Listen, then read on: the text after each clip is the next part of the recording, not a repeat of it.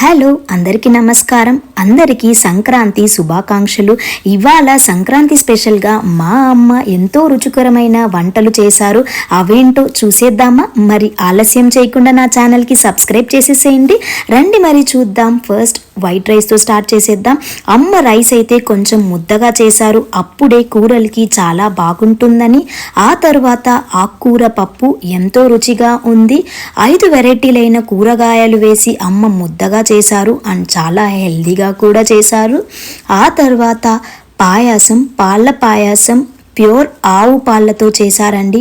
ఆ తర్వాత బెల్లం పొంగల్, దీంట్లో జీడిపప్పు, ఎండు ద్రాక్ష అన్నీ వేసి చేశారు అండ్ చాలా హెల్దీగా కూడా ఉంటుంది. ఆ తర్వాత ఉద్దివడలు, టమాటో రసం. ఇవే మా ఇంట్లో వంటలండి. మరి మీ ఇంట్లో సంక్రాంతి స్పెషల్కి ఏమేం వంటలు చేసేసారో కమెంట్లో చెప్పేస్తారా?